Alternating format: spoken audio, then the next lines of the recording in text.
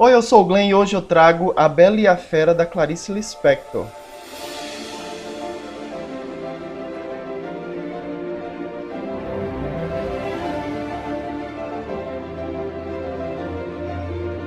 Mais uma vez eu devo dizer que essas capas da Rocco, da Clarice Lispector, são muito bonitinhas, mas eu não consigo mostrá-las aqui na minha câmera.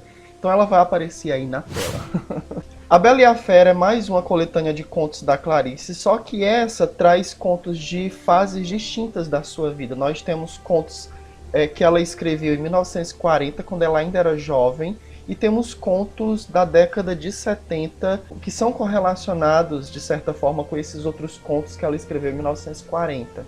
Esse livro traz 9 contos, assim, todos eles são bem curtinhos, mas são contos que parecem que quando você terminou de ler, você lê um livro inteiro. Eu fico assim meio zonzo quando eu leio o livro da Clarice, porque você acaba fazendo um esforço intelectual muito grande para entender o que ela está falando, né? Só que, para a gente ler Clarice, a gente tem que entender que, essencialmente, nós não temos que nos ater à história que ela narra, e sim as reflexões que ela faz baseada nas situações que ela expõe nessas histórias. A gente percebe que a Clarice, boa parte dessas histórias que ela narra, tem uma coisa assim meio autobiográfica. A gente sabe que ela não está simplesmente contando uma neura da cabeça dela, mas uma situação pela qual ela realmente passou e ela escreve. Eu acho isso muito legal. Tem um conto que o título é até bem interessante, que se chama Gertrudes Pede um Conselho, no qual nós temos uma moça. Ela está aqui conjecturando as coisas que ela possivelmente dirá numa sessão que ela vai ter com uma psicóloga. Antes mesmo de ela adentrar essa sala, ela já imagina várias situações e hipóteses do que ela vai dizer, o que ela está fazendo lá. O que ela sabe é que ela possui uma inquietação, que ela mesma não compreende qual é, mas que ela sabe que que pensa muitas coisas, né? Que sente muitas coisas, que está passando por momentos complicados, que tenta encontrar sentido na sua vida.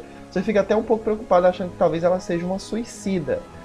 E ela fica imaginando várias situações que ela falaria para essa mulher, que ela fingiria ser alguém que ela não é, que ela diria alguma coisa mentirosa para ver se a outra pessoa tenta descobrir o que ela quer, ou se só isso é suficiente para compreender o pensamento dela. Enfim, é meio louco. Ao mesmo tempo que ela imagina o que ela diria, ela fica imaginando que respostas ela ouviria. É meio que aquela ansiedade que a gente tem quando vai para alguma situação, uma entrevista de emprego, ou vai conversar com alguém, e você passa a noite pensando o que vai falar, sabe? É mais ou menos isso. Só que ela leva isso muito além. E quando a coisa realmente acontece, não é nem o que ela fala, nem a resposta que ela percebe, e nem a forma como ela é abordada por essa psicóloga, acabam sendo nenhuma das situações que ela imaginou. E o resultado disso, pós-sessão, acaba se tornando também uma coisa que é como se a gente voltasse para o início da história. Tem um que ela fica aqui divagando sobre o sentido de conversar com um bêbado num bar, o título é Mais Dois Bêbados. Ela tenta conscientizar o bêbado de que ele tem responsabilidades, né, que ele precisa tomar cuidado de certas coisas da família e tal, e ela tenta. É um esforço inútil, porque ele tá bêbado, ele não tá nem aí. E ela encerra o conto de uma forma que eu fiquei assim muito intrigado, imaginando, será que realmente ela terminou a história aí? Ou será que ela não terminou e publicaram mesmo assim? Eis o trecho. De repente ele tirou o palito da boca, os olhos piscando, os lábios trêmulos como se fosse chorar. Disse, dois pontos. E termina o conto.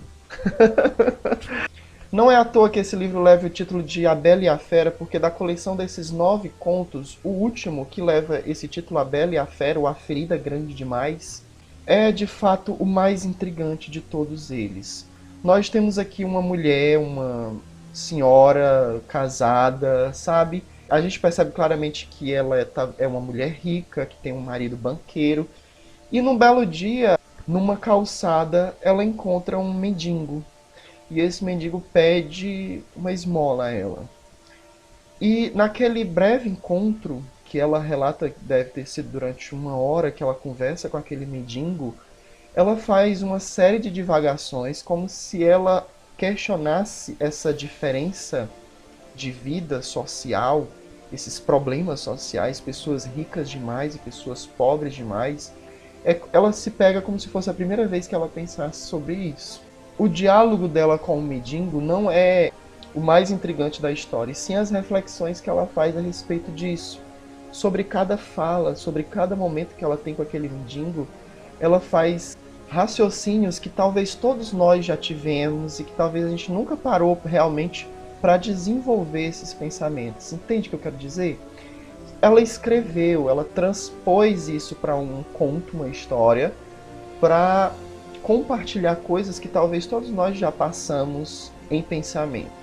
Há um momento muito chocante da história que ela diz assim: de repente me deu uma vontade acelerada, uma vontade sanguinária de exterminar e matar todos os mendigos do mundo, para que eu possa usufruir, para que eu possa gozar do meu conforto, da minha situação, sem nenhum peso na consciência. O marido dela é um cara, né, que não está sempre presente, porque é bastante compromissado com trabalhos e tem secretárias. Ela já ouviu falar de uma secretária amante, que talvez ele tivesse duas amantes, e que da mesma forma como aquele mendigo estava mendigando dinheiro, atenção, um abraço, um afeto, comida, ela também mendigava a atenção desse marido. Então, ela desenvolve esse pensamento para que a gente compreenda que, de certa forma, em algum momento, todos nós, independentemente de nossa condição social, nós somos mendigos. Nós sempre somos carentes de alguma coisa, desesperadamente, embora a gente não perceba isso. E eu gosto muito de Clarice porque Clarice faz pensar. De muitos autores, Clarice é um daqueles em que o objetivo é contemplar toda a sua obra. Então eu vou estar sempre recomendando Clarice Lispector aqui. Leia A Bela e a Fera, eu gostei demais. Eu tenho outros 2 vídeos de livros da Clarice Lispector, que um deles é o Felicidade Clandestina, se você não assistiu ainda, clica aqui. E tenho também o Mistério do Coelho Branco e Outros Contos, que é um livro infantil da Clarice muito gostoso de ler.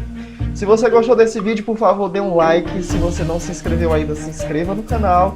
E comentários são sempre bem-vindos. Até o próximo vídeo.